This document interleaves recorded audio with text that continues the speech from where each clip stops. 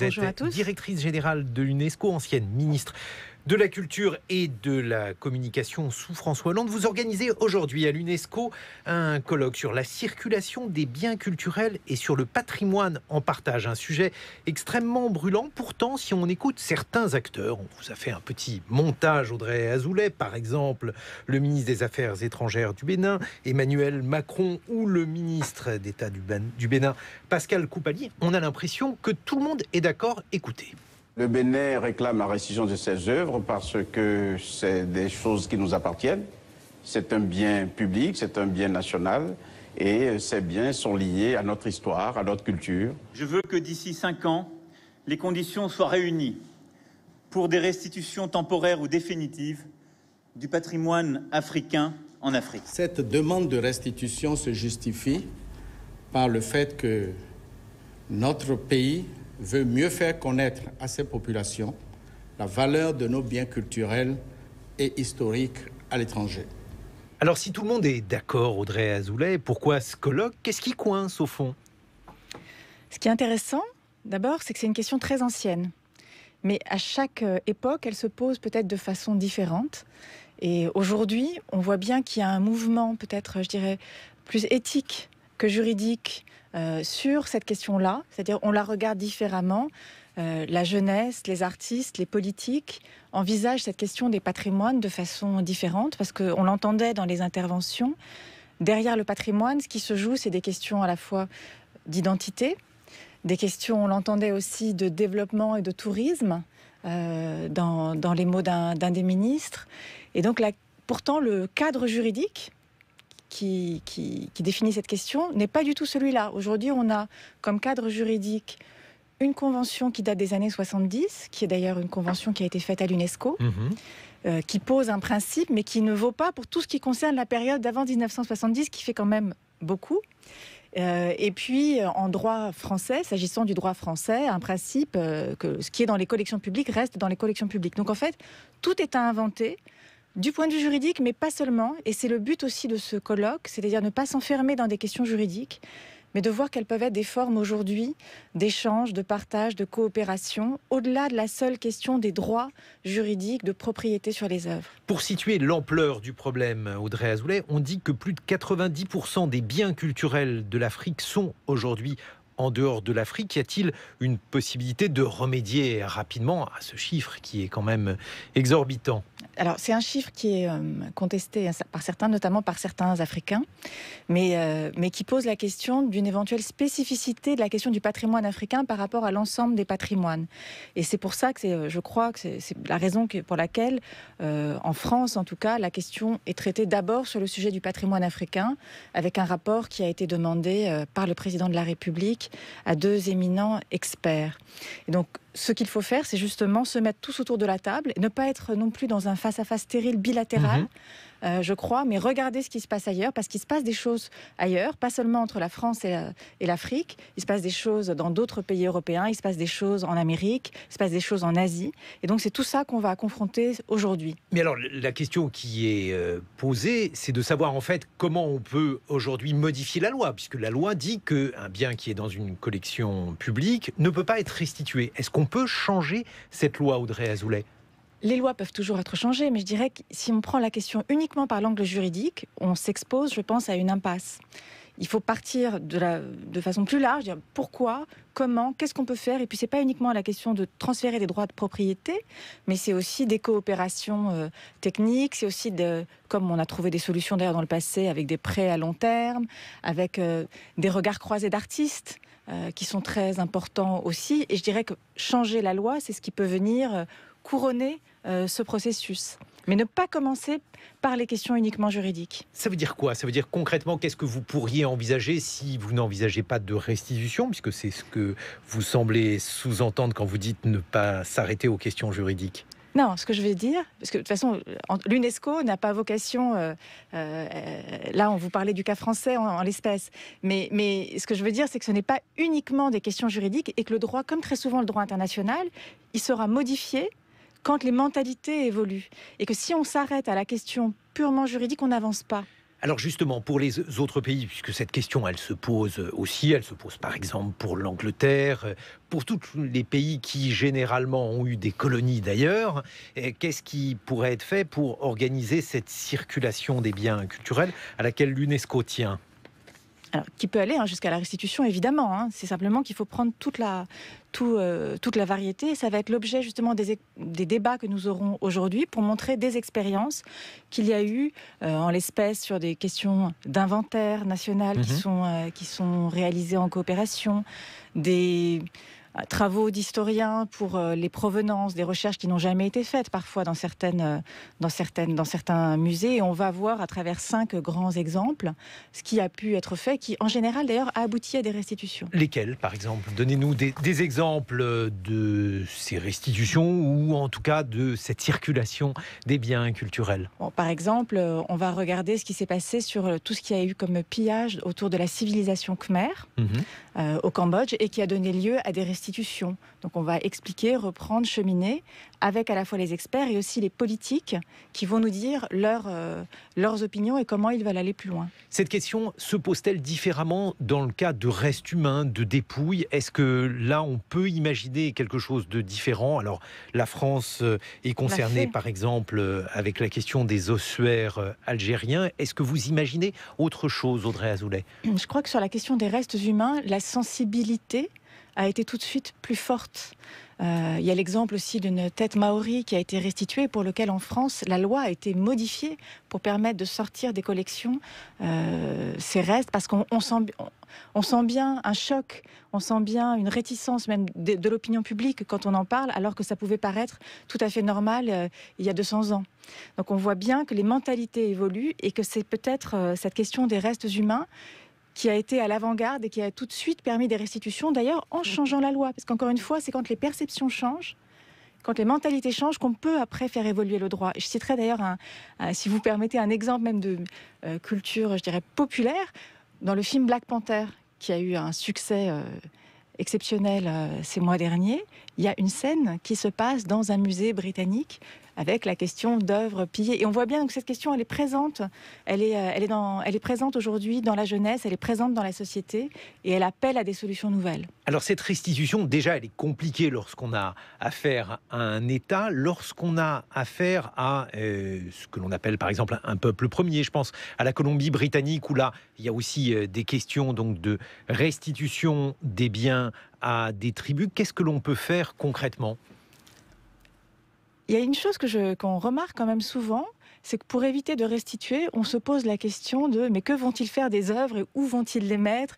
Sont-ils capables de garder ? Ce qui en soi est un problème, parce que soit on doit restituer, soit on doit partager, mais de là à questionner après la légitimité à avoir, la légitimité à garder, la façon dont c'est fait, on voit bien que en général c'est un frein, c'est fait pour freiner la restitution. Donc on peut tout à fait restituer à des entités non étatiques, on peut restituer des œuvres qui ne vont pas forcément dans un modèle classique de musée, on n'est pas obligé d'imposer notre modèle étatique muséal lors des échanges sur ces œuvres.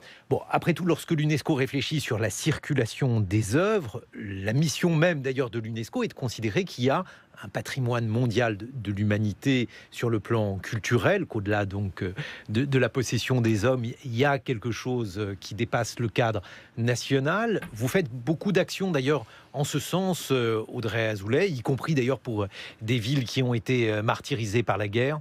Absolument. Cette idée de valeur universelle du patrimoine est très importante. Elle est à l'origine de nos classements. Elle est à l'origine aussi de toute notre action pour la sauvegarde du patrimoine en péril. Et là, nous venons de lancer, il y a 3 mois, une grande initiative pour la ville de Mossoul, en Irak, qui est une ville qui était symbole de la diversité, qui avait un patrimoine matériel magnifique, mais aussi des universités, des librairies, une diversité religieuse. Cette ville a été réduite à néant par les années d'occupation par Daesh. Et donc nous avons lancé une grande campagne et avec déjà beaucoup de mobilisation autour de nous sur la reconstruction à la fois matérielle de ce patrimoine, mais aussi humaine, éducationnelle, pour reconstruire les institutions éducatives. Nous étions encore avec l'université. Alors justement, qu'est-ce qui est en cours actuellement à Mossoul, Audrey Azoulay? À Mossoul, alors déjà, la première chose, c'est que Mossoul est encore miné. Donc nous travaillons avec d'autres agences des Nations Unies sur le déminage, l'accès, etc.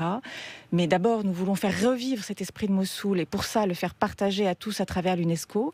Et nous aurons d'ailleurs en juillet, je vous y invite, une rencontre avec la société civile mossouliote, les blogueurs, les universitaires, tous ces gens pour parler de cette ville, le refaire. Et puis nous sollicitons ensuite des donateurs. Certains ont déjà répondu à notre appel, mais nous ferons une conférence en septembre pour financer ces travaux sur le musée, reconstitution du musée, sur la fameuse mosquée avec son minaret penché, sur d'autres domaines du patrimoine de la ville, pour donner aussi un sens d'espoir et de futur à ces communautés à Mossoul et qu'elles puissent de nouveau y vivre en paix. La conservation du patrimoine, c'est aussi un débat d'actualité, comme vous le savez, en France, Audrey Azoulay. Votre regard sur la manière dont ce patrimoine français est conservé avec plus de 4000 bâtiments qui seraient aujourd'hui en péril ou en tout cas sous-financés pour leur maintien?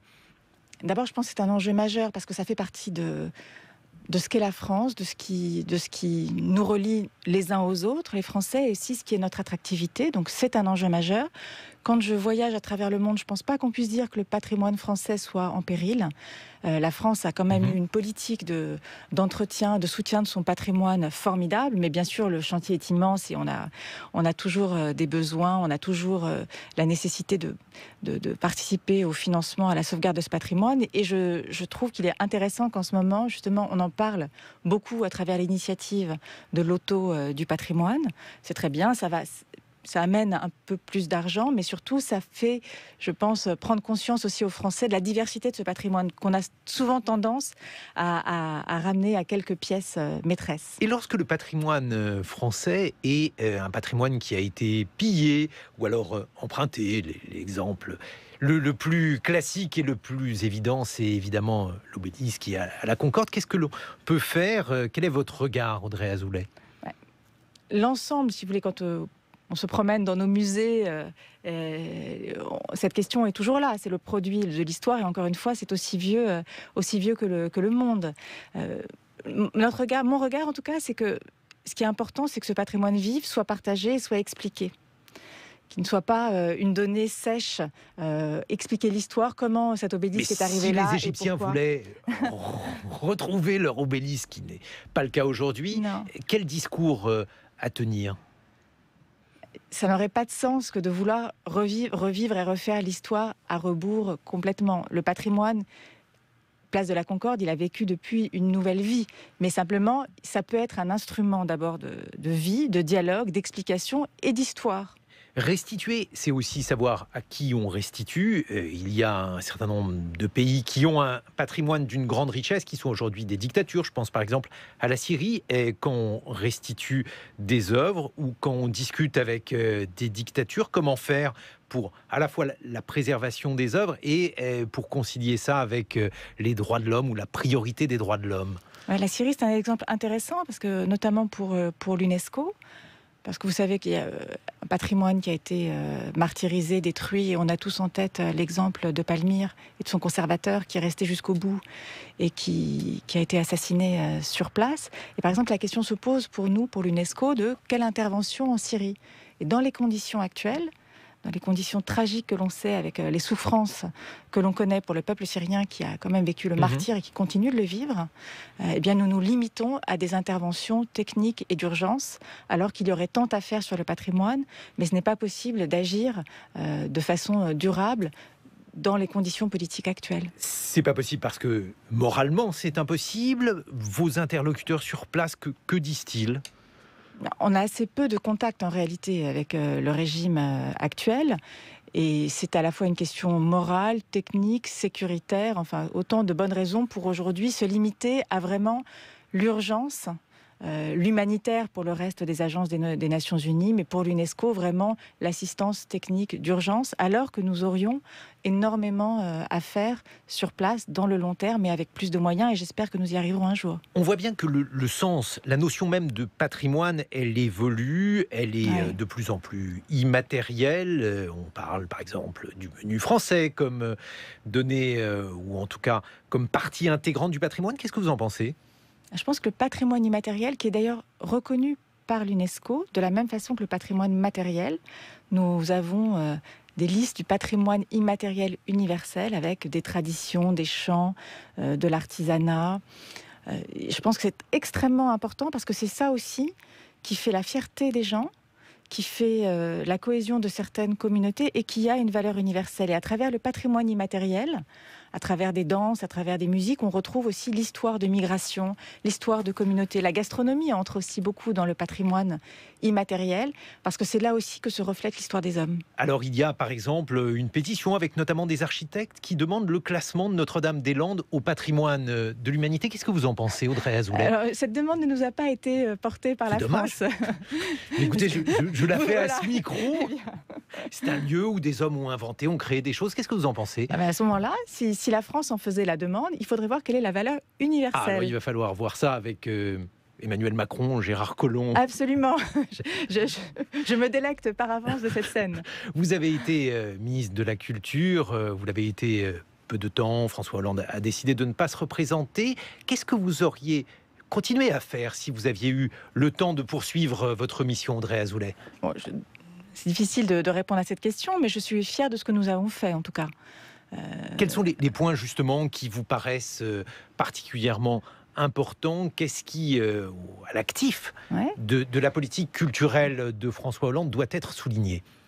D'abord, c'est un bilan collectif à faire, mais pour ce qui me concerne et pour la période où j'y étais, moi, je suis très fière qu'on ait réussi, par exemple, à sécuriser un des piliers de la création en France, du soutien à la création, qui est le régime des intermittents, des artistes et des techniciens du spectacle. Ça me paraît très important que nous ayons soutenu la création dans sa diversité, que nous ayons soutenu la création à l'école, que nous ayons soutenu la lecture à travers la nuit de la lecture, à travers, pour la première fois, un fonds qui permettait de financer l'élargissement des horaires des bibliothèques. Donc il y a énormément de points de fierté, de projets qui ont été lancés, et pour beaucoup d'ailleurs poursuivis par l'actuel gouvernement. Je pense aux microfolies sur le territoire, je pense... Vous pensez qu'il y a continuité avec la politique culturelle aujourd'hui, rupture ? C'est un peu tôt pour le dire, mais je vois qu'il y a beaucoup d'axes qui sont poursuivis et des axes qui sont nouveaux, ce qui est bien normal. Nous avons parlé de Notre-Dame-des-Landes au patrimoine mondial de l'humanité, l'audiovisuel public au patrimoine mondial de la France. Qu'est-ce que vous en pensez ? En tout cas, l'audiovisuel public, je pense que ça, oui, et je pense qu'il joue un rôle sous-estimé, un rôle très important dans à la fois les représentations sociales dans l'ensemble de la société et dans la